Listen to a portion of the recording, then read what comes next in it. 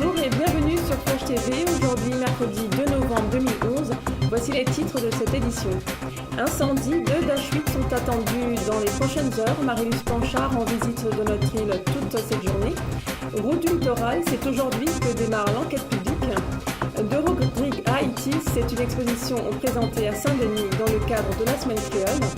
Madagascar, aujourd'hui, naissance d'Antonio, le 7 milliardième individu né dans la Grande Île. Claude Guéant, ministre de l'Intérieur, et Marie-Luce Panchard, ministre chargée de l'Outre-mer, ont donc annoncé dans un communiqué lundi soir l'arrivée non pas de 1 mais de 2 Dash 8. Cette décision fait suite à la mobilisation de plusieurs maires de l'île auprès du président de la République Nicolas Sarkozy. Marie-Luce Panchard est dans notre île pour toute la journée. Survol aérien des Hauts de l'Ouest et points avec les unités engagées sur front sont notamment au programme. Le premier Dash est attendu ce soir. Il faut 34 heures à ce type d'appareil pour atteindre notre île depuis la métropole. Aujourd'hui, c'est près de 1100 personnes qui luttent toujours et encore. Le feu est désormais contenu dans une enveloppe de 2834 hectares. Aucune augmentation de surface n'est à déplorer. Au niveau des troupes, 29 blessés légers sont signalés depuis le début du sinistre.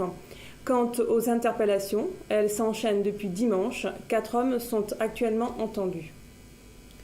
Route du littoral, c'est aujourd'hui que démarre l'enquête publique sur la nouvelle route du littoral, figurant parmi les grands chantiers régionaux.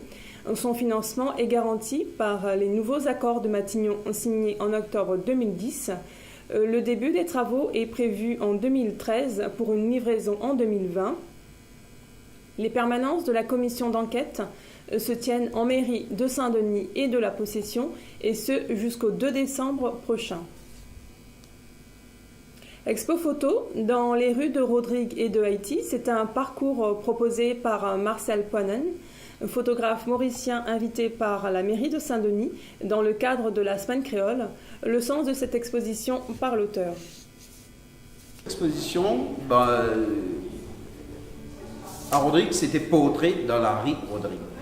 Ensuite, en 2010, je suis parti en Haïti en prenant mon appareil de photo et en tirant l'objectif, en visant.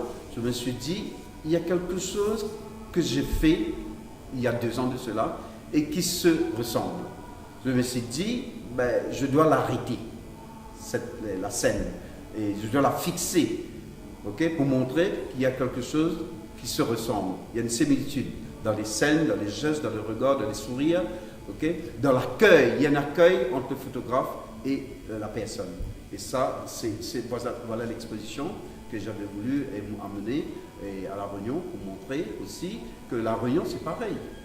Mais ça va prendre du temps, je vais le faire, comme je le ferai à Maurice et dans tous les pays créoles. Et c'est pareil. Donc, j'ai commencé ici. Qu'est-ce qui vous plaît dans les scènes de rue ?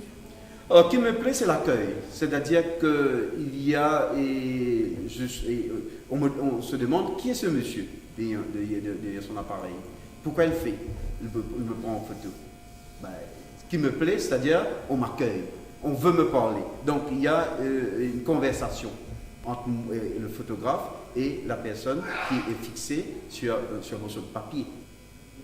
Grâce à Antonio, né dans la Grande Île, nous sommes à présent 7 milliards d'individus sur la planète. Un reportage de Viva Événement. Antonio Frandian Menzanahaj est le 7 milliardième d'enfants nés dans le monde. Il a donc été le symbole de cette date pour Madagascar, date qui marque partout ailleurs que la population mondiale a atteint les 7 milliards. Il est né ici, à l'hôpital d'Itos, à 4 heures du matin. Il est le dernier né d'une famille de 4 enfants. Vulatina, sa mère, n'a que 27 ans. Elle et son mari font le métier du vendeur de sable pour nourrir leur famille. Pour féliciter cette famille pour la naissance d'Antonio et lui venir en aide, le Fonds des Nations Unies pour la population, le FNUAP, a remis un chèque d'un montant d'1,7 milliard à la mère, en plus des kits pour bébés. Avec cette action, le FNUAP vise à sensibiliser le plus grand nombre de personnes à apporter des améliorations dans la prise en charge des nouveau-nés comme Antonio, afin de leur offrir un meilleur avenir. À part Voulatine, le FNUAP a également tenu à offrir des cadeaux aux autres mamans qui venaient d'accoucher dans cet hôpital. Sachez qu'en 1804, la population mondiale était d'1 milliard. Un siècle après, la Terre est peuplée de 7 milliards d'hommes. D'après les statisticiens, ce chiffre devrait atteindre les 15 milliards d'ici 2100. Selon le dernier rapport sur la population, l'Asie représente le plus grand nombre d'humains. 60% de la population mondiale, soit 4,2 milliards, vivent dans cette région. Vient ensuite le continent africain. Près d'1 milliard d'humains y vivent, soit les 15% de la population mondiale. Le reste, c'est-à-dire les 1,7 milliard de personnes, vivent sur les continents européens, américains et en Océanie. Par ailleurs, sur ces 7 milliards d'humains, 1,8 milliard d'entre eux sont des jeunes âgés de 10 à 24 ans.